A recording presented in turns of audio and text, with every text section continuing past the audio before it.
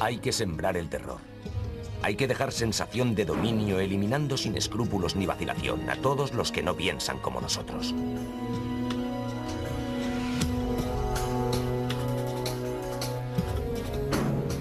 Salvaré España del marxismo, cueste lo que cueste.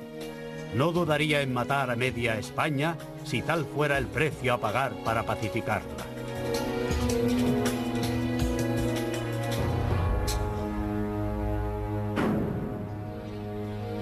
Hay que borrar del diccionario las palabras perdón y amnistía.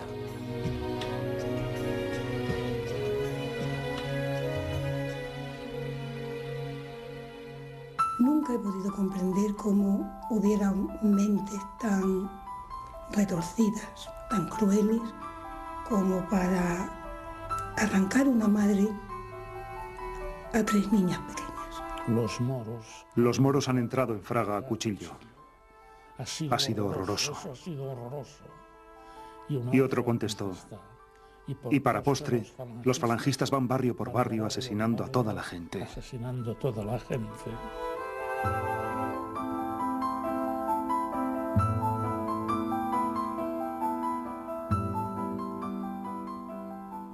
Lo limpiaron todo. De hecho, solo quedó un hombre en el pueblo. A los demás los limpiaron a todos, incluyendo ancianos y niños. El juicio era sacarlos de las casas a la 1 de la madrugada y montarlos en un camión y llevarlos a las tapias del cementerio, y iluminados por los focos del camión, los fusilaban. El que querían matar, mataban, pero nadie le preguntaba, ni le decían por qué lo has hecho, ni ellos no tenían completamente ningún perjuicio en hacerlo, porque no tenían nada que declarar ni nada que hacer. No, nada. Ellos eran impunes.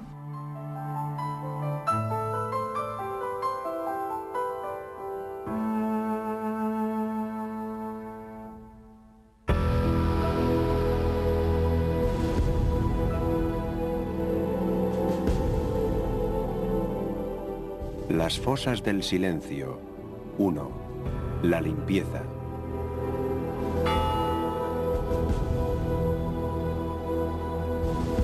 El 7 de agosto la gente sabía que iban a entrar porque se marcaban el ambiente, habían tomado los pueblos, el pueblo más cercano a nosotros, que es en la carretera general, que es el de los Santos de Maimona.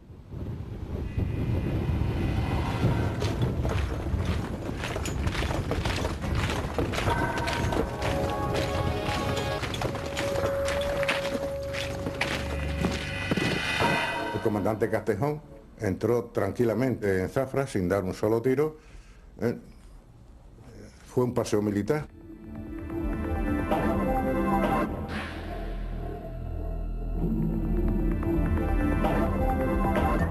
Cuando salí, pues vi a los moros allí, pues aliados a culatazos con gente, porque no le abrían las puertas. Y, vamos, un desastre, aquello que imponía, que tuvo la suerte de salvarse, le podía dar gracias a quien fuese.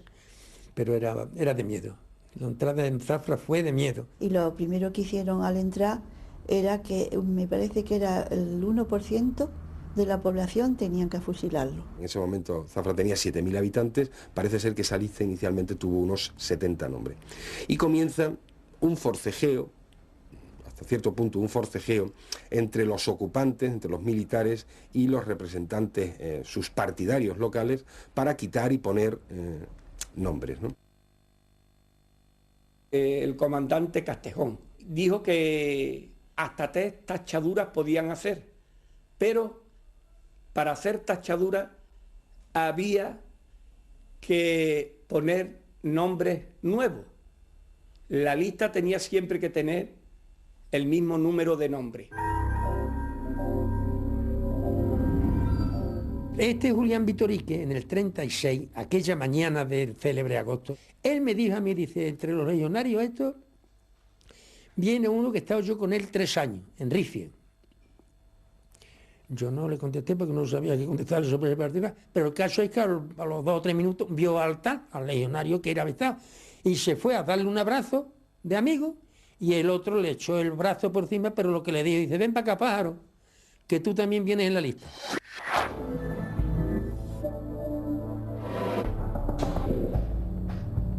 Se lo llevaron a la cola de la columna y cuando cogieron la carretera que va a Los Santos, pues en grupos de 7 u 8, los fueron fusilando. Fusilaban a esos 10 primeros y a lo mejor a 200 metros fusilaban a otro grupo de otros 10 o 12, ¿no? Claro, que ellos ya sabían lo que les iba a ocurrir porque habían visto cómo morían sus compañeros.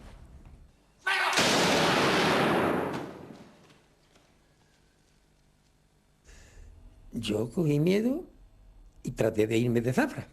Y me fui para la carretera de Los Santos y en una cancilla que había cerca de un paso a nivel me encuentro a los 7 primeros fusilados. Entre ellos, ese que he dicho antes, Víctor Ike. Detrás de la comitiva que llevaba a esos presos iba un hombre solitario. Ese hombre le dijeron que se marchara, pero él seguía detrás de aquella comitiva. ¿Por qué iba detrás? Era muy sencillo. Porque en esa comitiva que iban 3 mujeres, una era doña Juana, la maestra de escuela, y el que iba detrás de la comitiva era su esposo. Y cuando apartaron a las 10 últimas personas que iban en la comitiva para fusilarla, este hombre aligeró el paso y se puso al lado de la mujer. No, esperen, se abrazó a la mujer y ya pueden, y lo fusilaron. A él también. A él también, abrazaba a la mujer.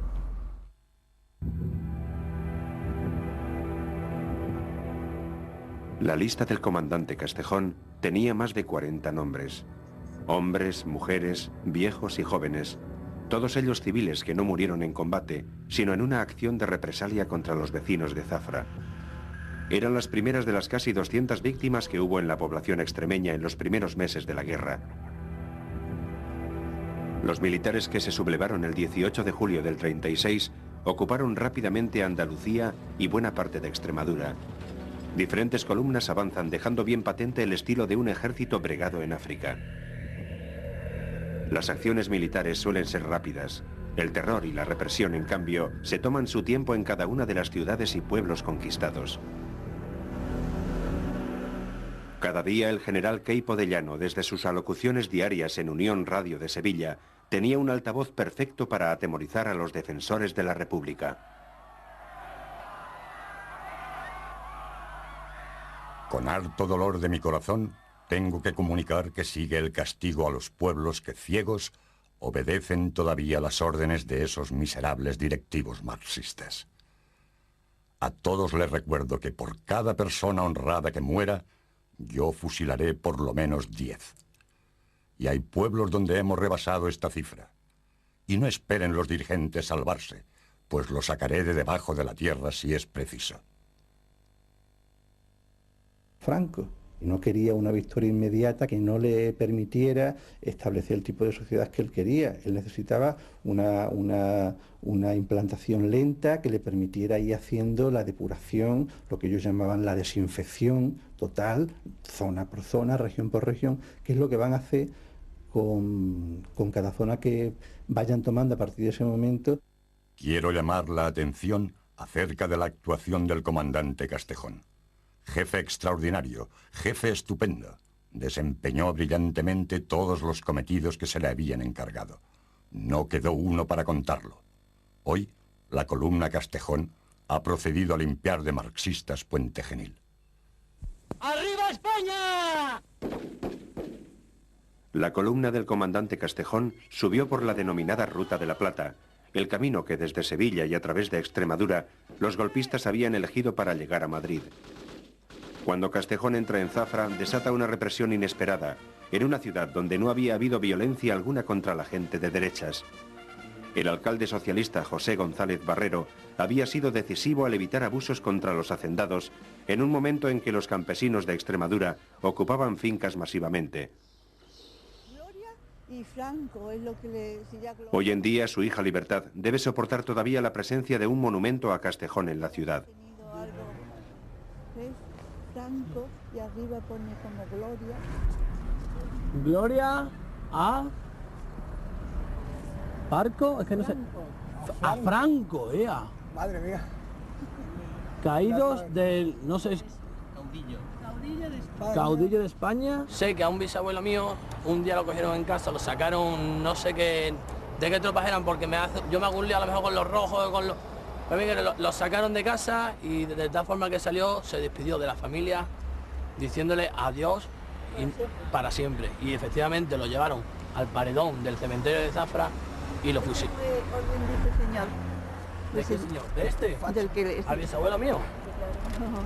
Al paredón de Zafra solo lo mandaron a matar cuando entró Castejón. Mi padre era alcalde de Zafra en la guerra y no consintió que se matara a nadie. Pero este señor entró a defender a España y este, sí, un asesino. Mató el día que entró a 42. Y me estoy quedando asombrado, este es mi asombro. Al ver el monumento este es lo que significa. No, te lo estoy diciendo en serio, es que, vamos, por mí vendría ahora mismo y lo tiraba con un mazo. No, en serio. Que esto es un monumento a un asesino, es como si tenemos aquí un monumento de Hitler o... no lo sé. En España muchos monumentos a los militares fascistas no han sido derribados. Y solo tímidamente se han levantado algunos a líderes republicanos. Hace poco, Libertad ha tenido la satisfacción de ver erigido un monolito en memoria de su padre. Mi padre era el alcalde de Zafra y lo eligieron por mayoría absoluta. Mi padre era un hombre muy de izquierda, pero muy abierto, y luchó mucho por este Zafra. Y siguió siendo alcalde hasta el mismo día 7 de agosto del 36, que se quedó el último para defender a Zafra cuando ya había terminado la guerra. Fueron 3 niños de Zafra, 3 jovencitos falangistas, y fueron y mataron a mi padre. Que lo que yo quisiera saber es dónde estaba mi padre, dónde lo enterraron, dónde lo tiraron. Eso es lo que deseo, es lo que me falta.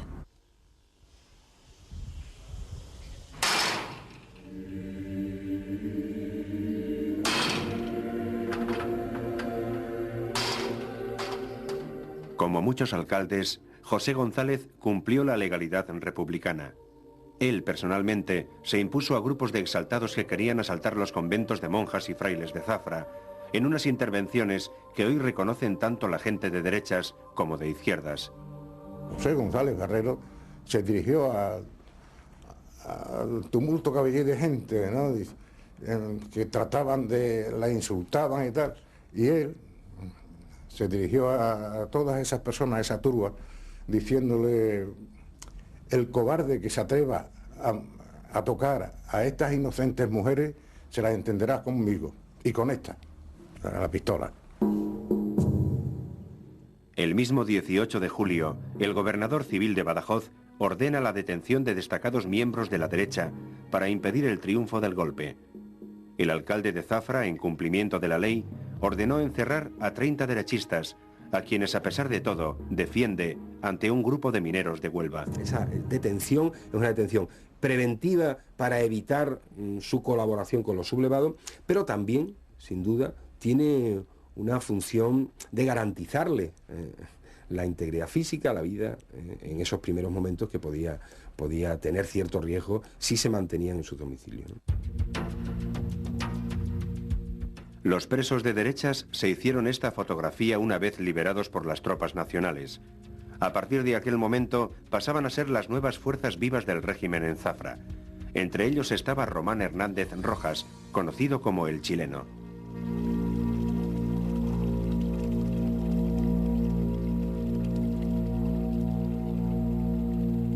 Se dedicó a matar, se ofreció y mató a medio Zafra. Pues ese señor cogió a la novia del jefe de policía que tenía mi padre, la cogió a ella porque no lo encontraba él se marchó con mi padre, se fueron a Madrid, y entonces la cogió y en este Pilar, no sé en qué sitio del Pilar, pero la violó y la colgó.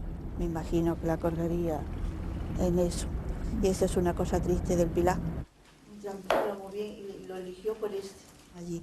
Y esta es... Esto se lo dio tu madre a mi madre. Sí. Es mi padre en el penal. En el penal de Alicante. Y se la dedicaba a tu padre. El padre de Justo era concejal del Ayuntamiento de Zafra, con la Junta de Gobierno del alcalde González Barrero. En la Nueva España, ser cargo electo de la República era delito suficiente para ser pasado por las armas. Lo siguen fabricando. Mi padre no quería eso, no había hecho nada. Digo, ¿y por qué nos vamos ahí? Pero hombre, tú no sabes que están matando a todo el mundo, están matando a diestro y siniestro las tropas franquistas. Y entonces lo convenció, mi padre se fue.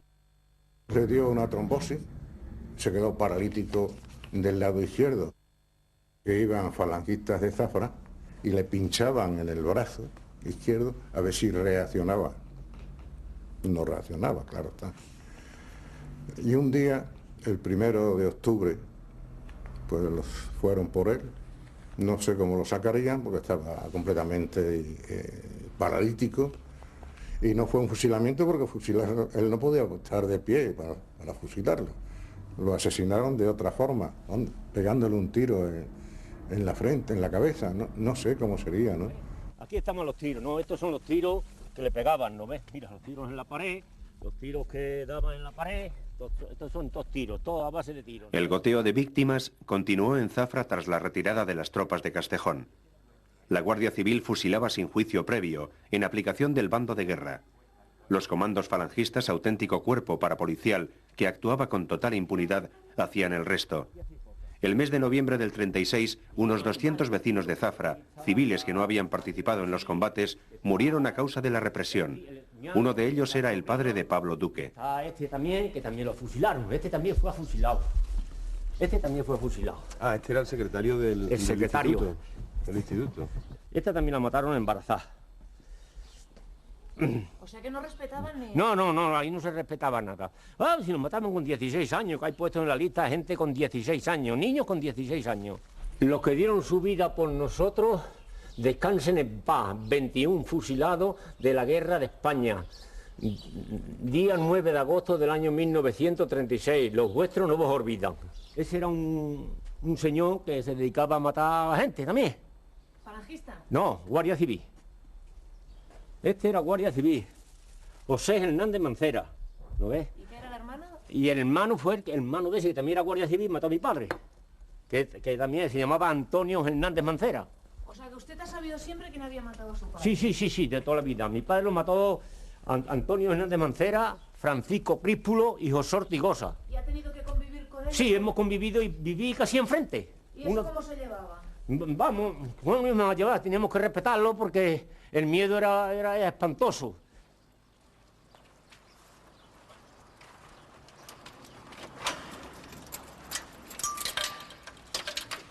Tanto trabajo, pero he conseguido ponerlo aquí.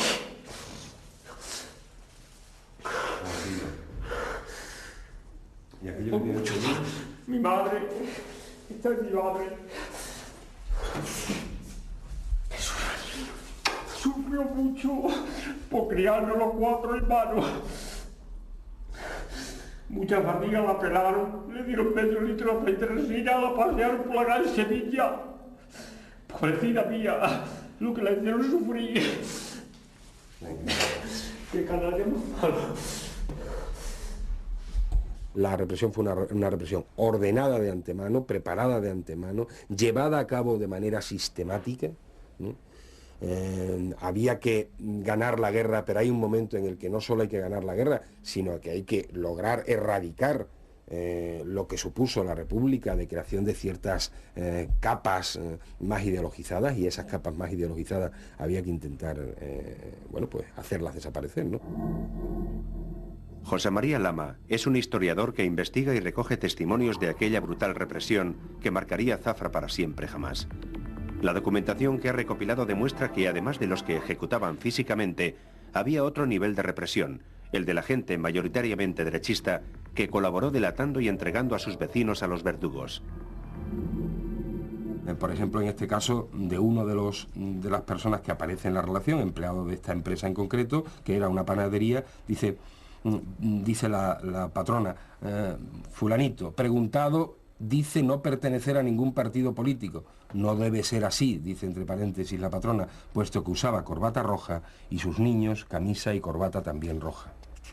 Además de estos documentos, aquí en esta colección aparecen otros que son ya relaciones de delatores, de chivatos, en las que aparecen los que viven en una calle. Muchos empresarios delataron de buen grado a sus trabajadores.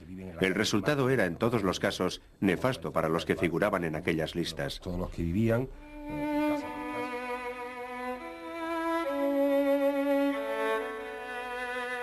Terminada la guerra, Franco ha de crear docenas de campos de concentración por toda España para encerrar a los miles de prisioneros, civiles y militares, que había ido apresando a medida que conquistaba territorio.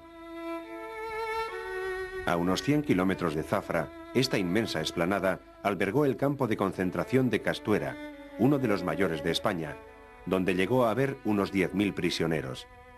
Aquí fue visto por última vez, ya detenido, el alcalde González Barrero. Ya digo, allí estaba su padre, el 70 estaba allí. Mi padre allí. El barracón 70, sí. Empezaba por aquí. De allí los tenían los que estaban condenados, a que no estaban condenados, que eran significados, que eran... Se quedan de los de adelante. Y los pobres aquellos pocos se quedaron, Sí, pocos quedaron. Las boinas rojas y los falangistas, que venían por allí, que los veíamos perfectamente. Sí, mi padre vinieron 3 falangistas. Y cuando se llevaba eso no los veíamos más. Exacto. A ver, ¿cómo quiere que perdone yo? Si aquí han sido peor que los alemanes. ¿Qué coño? Porque los alemanes hacían con unos que no eran suyos, pero aquí con los hermanos. Los alemanes lo hacían con gente que no era suyo. Este es el gano más malo que he visto en el mundo. Algunos prisioneros de los campos de concentración desaparecieron cuando eran trasladados. Muchos fueron fusilados por el camino, sin juicio, y nunca más se volvió a saber de ellos. Junto al campo de Castuera están los restos del pozo minero donde se dice que fueron arrojados cientos de prisioneros, algunos de ellos aún con vida, y rematados con bombas de mano. Aquí, como en otros pozos y minas a lo largo de toda España, podrían hallarse muchos de aquellos desaparecidos cuyos familiares buscan desde hace años. No sé si es que quiero yo que no esté, o es que es lo que le contaron a mi madre recién matado, uno de los falangistas que vino a matar a mi padre, que llegaba muy ufano diciendo, lo hemos enterrado boca abajo para que, por si quiere, intenta salir, que no salga. Y yo pienso, eso lo pienso yo, si la han enterrado boca abajo, no lo han tirado en esta mina, porque al tirarlo cae un cuerpo de cualquier manera. Y yo dice, lo hemos enterrado boca abajo, entonces pienso, lo habrán enterrado al lado de las tapias del cementerio, como mucha gente también aquí. Y si está allí, más fácil poder encontrarlo. Antonio Gárate es un vecino de Zafra que se presentó voluntario a la Falange para participar en la guerra. Él fue una de las últimas personas que vio con vida al alcalde González en el campo de Castuera. Estaba despistado, estaba el hombre allí con el carabinero triste, porque lo habían cogido, ¿sabes? Y ya me presenté ahí y enseguida me empezó a recordar, a preguntarme por mi padre, por la familia, por lo suyo. Y entonces a los 3 o 4 días se enterarían en Zafra lo que fuera, que no querían que viniera el alcalde a Zafra. Y entonces este hombre desapareció y lo fusilaron donde fuera. En el expediente de Gárate se destaca su participación en la denominada limpieza después de la toma, en algunos pueblos donde entró con una unidad de Falange integrada en el Ejército Nacional. Gárate asegura que nunca participó en ninguna acción de represalia contra la población civil, pero reconoce que se efectuaron muchas.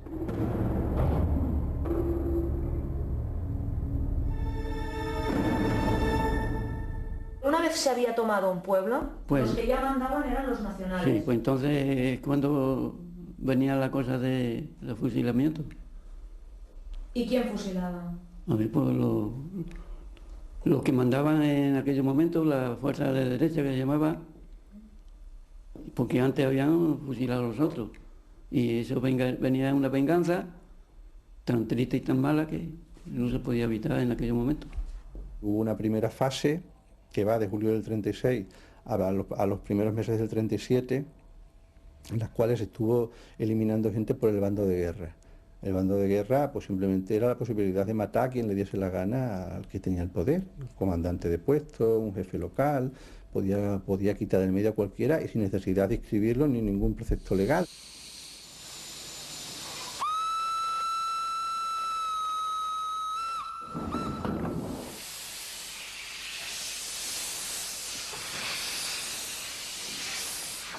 Mi madre, cuando volvió a Castuera, se encontró en la estación con un grupo de falangistas y 2 señoras, y la denunciaron allí mismo en la estación. Las 2 señoras no tenían otro objetivo que decir este. Y al bajar señalaron a mi madre.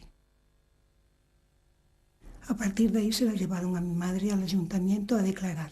Parece ser también que a mi madre la pusieron en libertad y tenía que ir a presentarse todos los días. Una noche ella ya previó que iba a ser la última. Se quitó el reloj de pulsera, se lo dio a su hermana mayor y le dijo: quiero que lo conserven mis hijas. Y aquella noche salió a las 12 y no volvió. Luego también hemos sabido que mis 2 tías salieron detrás de ella y no las dejaron entrar en el ayuntamiento. Entonces se ocultaron detrás de la iglesia, muy cerca, enfrente justamente de la cárcel. Vieron quiénes estaban, quiénes le tomaban declaración, y vieron el comienzo de lo que parecía que no era una detención normal si hubiera sido, por ejemplo, la detención de un hombre. Pues sí, que la violaron, que la violaron. Incluso es posible que... ¿Pero qué pasó?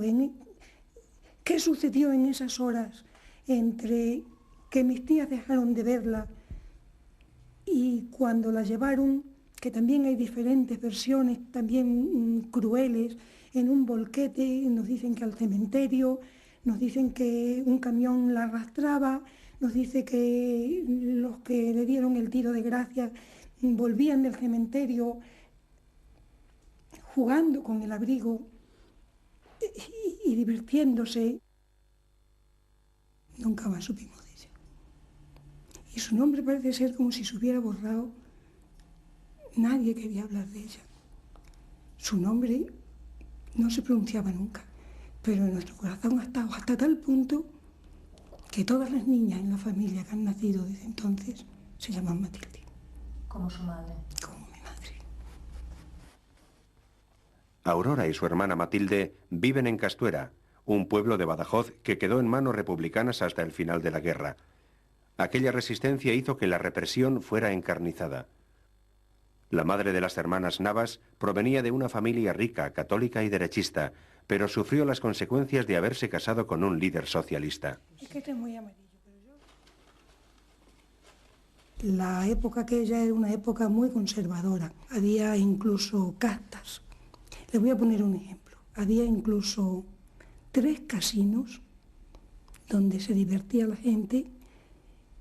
Un casino de artesanos, un casino de señoritos y un casino del pueblo. Y a nadie se le ocurría ir a un casino que no le perteneciera. Mi padre era andaluz y llegó aquí y esto fue una especie de explosión. Revolucionó a la familia de mi madre era muy conservadora también, y revolucionó el pueblo. Creó la Casa del Pueblo, contribuyó a la creación del Partido Socialista y la víctima fue mi madre. Yo me reía cuando decían que tenían las niñas miedo a la tormenta o miedo al coco. Son miedos concretos. Era un miedo abstracto, un miedo... Pero si lo tuviera que concretar, yo lo concretaba en las camisas azules y las boinas rojas.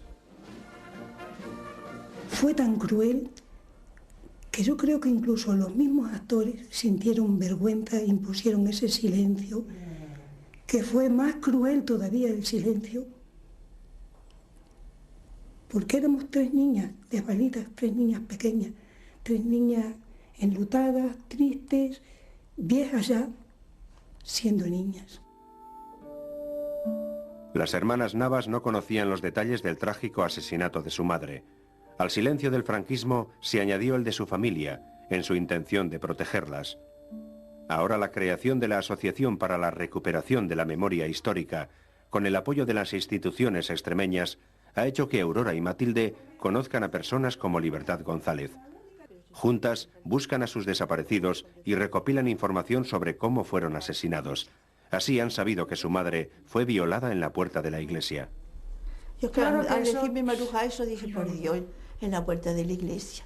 tan católicos, apostólicos, romanos como Uy, eran. madre mía, En la mira, puerta de la iglesia. Cuando yo veo, no me digas eso. a la gente que va así a comulgar, esas son las peores. Mi hermana tiene su propia teoría. No, yo tengo la teoría de que yo sé que la iglesia estuvo involucrada en eso. Por lo tanto, a mí la iglesia que no me hable ni de cura, ni de fraile, ni de nada de eso. Yo conviví en mi niñez con huérfanos del otro bando, pero había una diferencia. Ellos podían concebir a sus padres como héroes, incluso como santos, porque tenían la aureola de la santidad de la iglesia. Nosotros nos los comimos ni siquiera a pan seco, porque no teníamos ni pan. Nuestro dolor fue seco, fue duro. Y a nadie podíamos reclamar nada.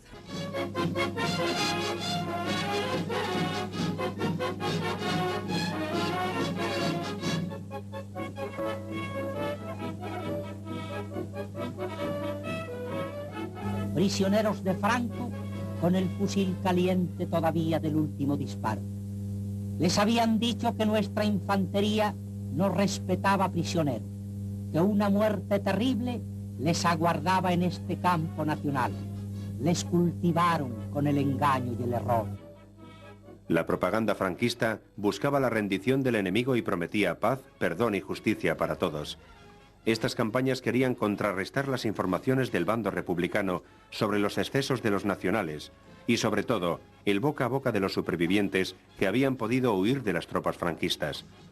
De hecho, la dureza de la represión estaba perfectamente diseñada y planificada desde antes del golpe del 18 de julio, tal y como demuestran las instrucciones reservadas de uno de los militares sublevados, el general Emilio Mola.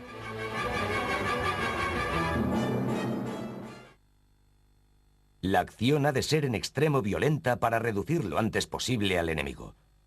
Serán encarcelados todos los directivos de los partidos políticos, sociedades o sindicatos no afectos al movimiento, aplicándose castigos ejemplares a dichos individuos para estrangular los movimientos de rebeldía o huelgas. El general Mola, que fue el verdadero director del alzamiento y que da las instrucciones para el alzamiento, estaba convencido de que la sublevación iba a durar 72 horas. Y naturalmente, un fenómeno que va a durar una guerra civil que va a durar 72 horas, no se planifica una represión, se planifica unos objetivos militares y naturalmente una represión muy dura para impedir cualquier resistencia. Eso sí, se dice expresamente, pero de ninguna manera se planifica, como la guerra va a durar 3 años, vamos a fusilar a un 10%, no. La única posibilidad que tienen de acabar con el resultado, de transformar, de darle la vuelta al resultado de las elecciones de febrero del 36, pues es simplemente hacer una escabechina, como se hace pueblo a pueblo, porque no encuentran otra manera de darle la vuelta a unas elecciones, ¿no? El escritor José Luis de Vilallonga participó en la guerra con el bando franquista. Fue destinado al frente del País Vasco bajo el mando del general Mola. Tal y como reflejó en Fiesta, la novela autobiográfica que después fue llevada al cine, Vilallonga participó en un pelotón de fusilamiento.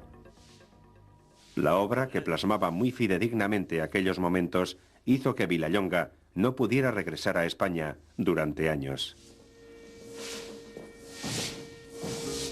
Yo tenía 16 años, estaba en el colegio en Francia y un día vino un señor de parte de mi padre y me dijo, oye, hay guerra en España. Yo ya lo sabía, claro, porque se hablaba de eso. Y me dijo, y tienes que presentarte voluntario, punto. Tu padre teme que el mero y simple paso del colegio a la línea de fuego te resulte demasiado brutal. Considera indispensable que te prepares de algún modo antes de enviarte al frente. Y el coronel Gual dijo, me lo metan en el pelotón de ejecución y así se acostumbrará al ruido, a la sangre. Y eso hicieron.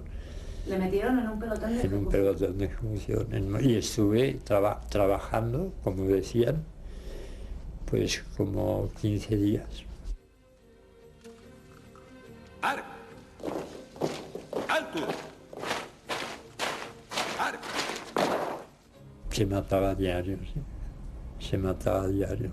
Que empezaban a fusilar a las 6 de la mañana y estaban prácticamente fusilando gente toda la mañana. Mucha gente.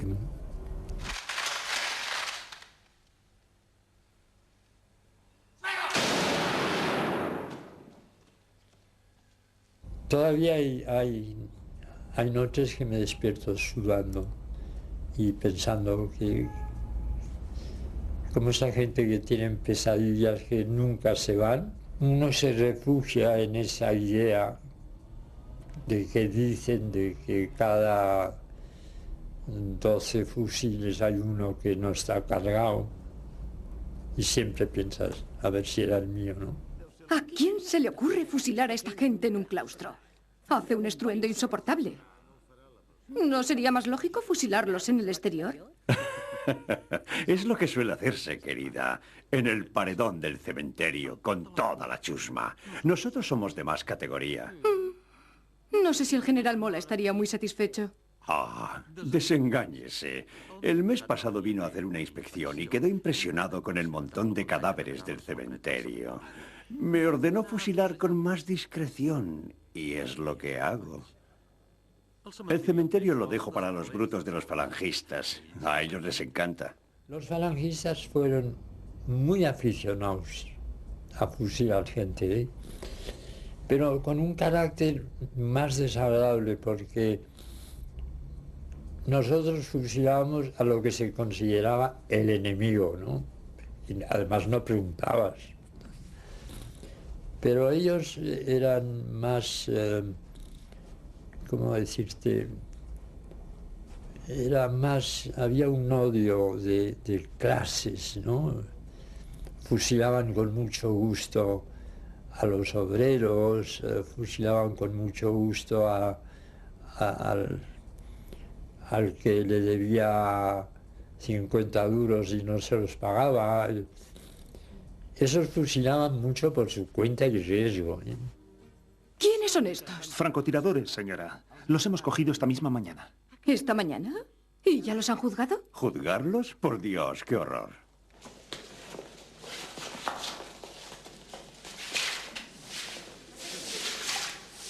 La violencia se ejerció de un lado muy salvajemente por una gente muchas veces de una cultura inexistente, y por otro lado el salvajismo lo hacían gentes de guante blanco. A mí que un obrero asturiano de repente me degolle a un cura me parece más normal que no que un señor como el general Yagüe, cuando tomamos Badajoz, se subió en un camión y dijo, había la plaza de toros donde estaban los de la derecha, ¿no? Se subió a un camión y dijo, los que están en la plaza son los nuestros, los que están fuera, a por ellos. Y allí, chico, salieron los moros, cuchillo en mano, y fue una escabechina, ¿no?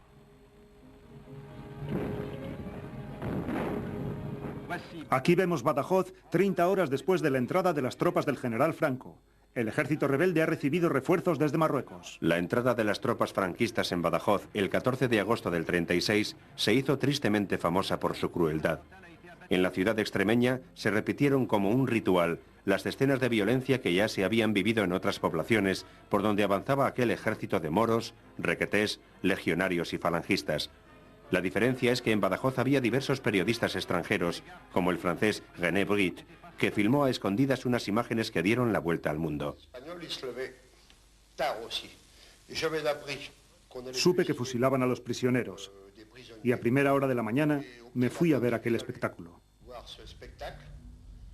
Y pude grabar estas imágenes. 20 días después de la difusión de estas imágenes, fui detenido acusado de comunista. Otro de los testimonios de excepción de la matanza de Badajoz fue el periodista portugués Mário Neves, corresponsal de guerra del Diario de Lisboa. Sus artículos relataron al mundo lo que había ocurrido. Había prometido no volver a aquel escenario, pero hace 20 años respondió a la llamada de una televisión británica. Se sentía obligado a explicar lo que vio. Los metieron en una plaza de toros. Sin juicio, por supuesto, sin preguntas ni investigaciones. Solamente un tiro. Yo quería ir a la plaza de toros porque me habían dicho que allí había algunos prisioneros y montones de cadáveres. Yendo hacia allí, vi una fosa llena de cadáveres apilados. Yacían en unas posturas tan dramáticas que causaban una extraordinaria impresión. Al día siguiente fui al cementerio para saber qué había ocurrido. Presencié la visión más dantesca de toda mi vida como periodista. Los cadáveres de los fusilados estaban amontonados en un rincón del cementerio y los habían incendiado con gasolina para destruirlos.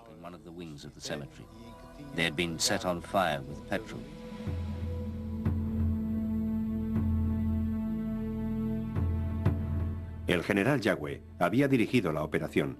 Eufórico por la toma de Badajoz, hizo unas declaraciones al periodista John Whitaker del New York Herald Tribune, confirmando la veracidad de las matanzas. Por supuesto que los matamos. ¿Qué esperaba usted? ¿Iba a llevar 4.000 prisioneros rojos conmigo? ¿O iba a soltarlos en la retaguardia y dejar que Badajoz fuera roja otra vez? La matanza de Badajoz, con sus miles de muertos, se convirtió en un escándalo. Franco no había pensado en aquel enemigo imprevisto y desconocido, la opinión pública internacional. Rápidamente contraataca.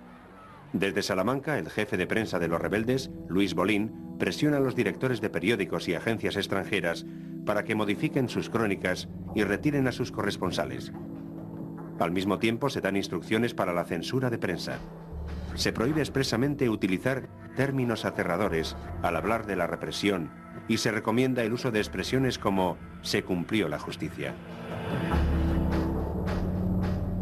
Exagera una barbaridad. Estoy convencido que exagera en cuanto a detalles, en cuanto a escenas, el famoso ametrallamiento o la famosa corrida de toros de la Plaza de Toros y cosas por el estilo.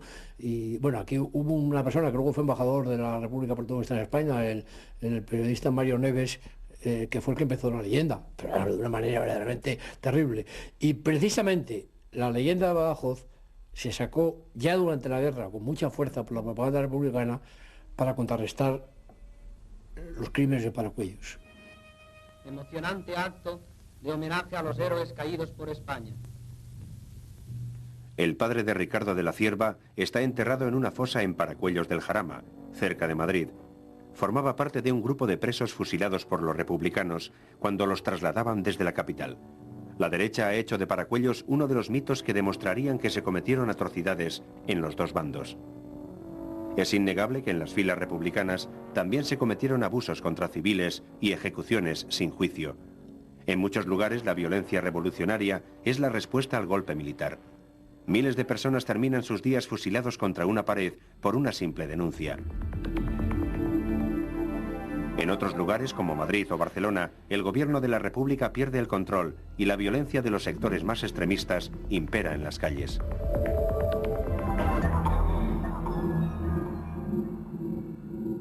Hay muchísima gente que evidentemente cree en una política de violencia frente al rico, frente al burgués y frente al propietario. Y creen que el mundo que salga de esa revolución proletaria será un mundo terrenal, feliz, que no tiene nada que ver con esa injusticia de los propietarios. Y van a por ellos. Y ahí hay gente, evidentemente, con nombres y apellidos donde participan muchos de ellos.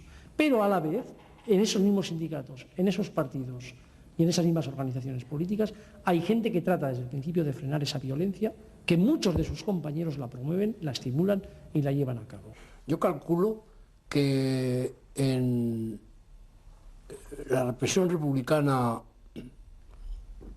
pasa con mucho de los 100.000 y la represión nacional, desde luego, no llega en ningún caso a los 100.000. Con los datos que ahora mismo se están barajando, el número de fusilados, de víctimas de izquierda, como mínimo dobla al de víctimas de derecha. Esa sería la diferencia cuantitativa. La diferencia cualitativa es que mientras la mayor parte de las víctimas de derechas cayeron como fruto de algaradas populares incontroladas, la mayor parte de las víctimas de izquierda cayeron como fruto de la aplicación de órdenes de las autoridades fascistas y derechistas del momento. Volvemos a estar en la guerra civil. Eso es lo trágico, para ustedes y para nosotros. ¿En qué sentido lo dice? Pues porque estamos arrojándonos los muertos unos a otros. Es que a mí cuando me abruman con casos posiblemente verdaderos de atrocidades nacionales, pues no tengo más remedio que acordarme de las atrocidades que yo he sufrido. Algunos actos de violencia revolucionaria habían conmovido a la opinión pública, como la quema de conventos y el asesinato de religiosos. España era una sociedad tradicional, con un gran fervor religioso, incluso entre muchos republicanos. Pero el régimen de Franco explotó y exageró los crímenes cometidos en el bando republicano, tanto durante como después de la guerra. En abril de 1940 se instruye la denominada Causa General de la Dominación Roja en España. Se trataba de hacer un gran despliegue de inspectores que de pueblo en pueblo, de ciudad en ciudad, inventasen cualquier acto de violencia cometida por los rojos. Aquí cabía desde los asesinatos más crueles hasta un simple insulto. Franco habla cuando lanzan la propaganda de 300.000 asesinados por los rojos. Cuando la causa general se pone en marcha, bajan la cifra a 150.000. Cuando acaban prácticamente la causa general, las cifras no llega a 80.000. Cuando hemos metido la causa general en el ordenador, y ahí están todos, ahí no hay ninguna duda, porque todo aquel que tenía un muerto por el ejército rojo sale beneficiado en la posguerra, sale registrado. Después estamos hablando de 56 a 60.000 personas asesinadas en el bando republicano durante toda la guerra civil. Procuraban no mentir. Estos informes se intentó que no hubiera mentiras porque podía ser contraproducente, pero no obstante se mintió. Y de hecho se llegaron a utilizar fotografías que no correspondían a esa violencia, sino a la contraria. Simplemente con un pie de foto apropiado y se ponía una imagen de la represión en tal pueblo y la represión hecha por la derecha y se ponía la represión hecha por la izquierda. La causa general nunca se llegó a publicar, excepto un libro resumido con algunos de los casos más crueles y famosos, como los asesinatos de Calvo Sotelo o José Antonio. En el Archivo Histórico Nacional se conservan los formularios que detallaban torturas, detenciones, saqueos y asesinatos cometidos por los republicanos. Pero vemos también que en muchos pueblos es imposible encontrar ni un solo acto de violencia revolucionaria. En todo caso, la causa general había conseguido su objetivo de exagerar las barbaridades del enemigo y justificar las propias.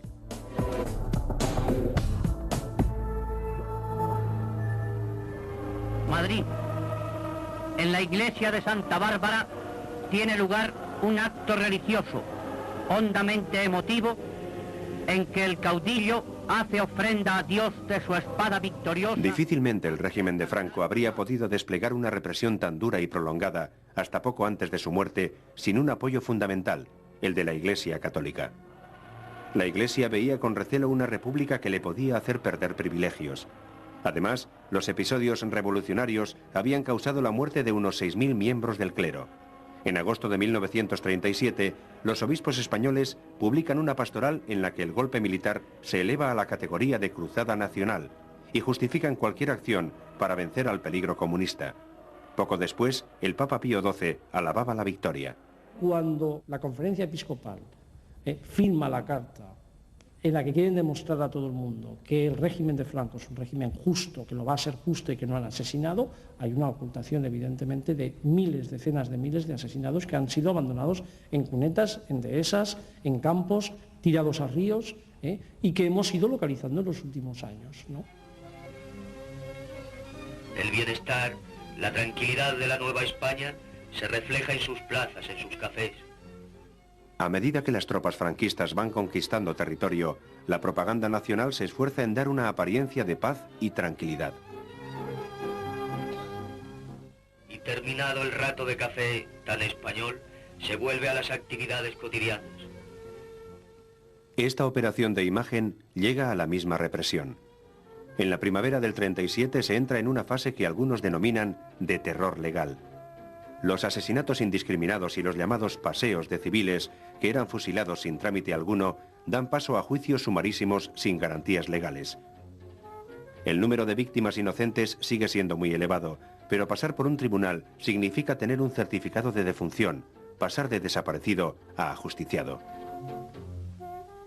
A partir de marzo, abril, es cuando ya se inicia lo que son los consejos de guerra sumarísimos, que es un intento de darle una fachada legal, una fachada de legalidad a la represión que se venía trayendo de antes. Simplemente que ahora no se va a hacer como se hacía antes, porque además las circunstancias ya no lo permiten. Incluso los propios asesores alemanes e italianos que tenían esta gente les decían que eso no era forma de hacerlo, que había que guardar una forma, ¿no? Con el apoyo de la Iglesia y superados los episodios que habían dado mala prensa internacionalmente, la represión entra en una fase de igual dureza, pero más discreta.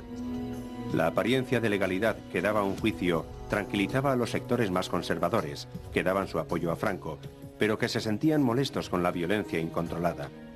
A partir de ahora, los militares no toleran que nada se les escape de las manos. Algunos dirigentes de Falange deben cursar circulares prohibiendo a sus militantes participar en fusilamientos. En aplicación de una orden de 1938, muchos registros civiles empezaron a tachar con tinta la causa de la muerte de algunos de sus vecinos cuando figuraba como lucha contra el marxismo. Incluso cuando la muerte es consecuencia de un fusilamiento tras un juicio, se utilizan eufemismos como hemorragia aguda. La destrucción de archivos completó el maquillaje de lo que ocurrió realmente con la represión franquista durante la Guerra Civil. El silencio impuesto con la dictadura, el miedo y el aplastamiento de los vencidos hizo que mucha gente no se atreviera a preguntar, y menos aún, a denunciar la desaparición de sus padres, hijos o hermanos. Aún hoy en día los siguen buscando.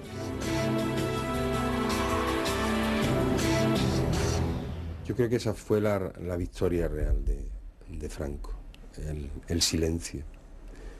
Han pasado 27 años desde que terminó la dictadura y de todas formas a veces te sigues encontrando todavía ese muro de silencio de la gente que de esa forma expresa la represión a la que fue sometido, que es quizás la más cruel de todas, la de la memoria, ¿no?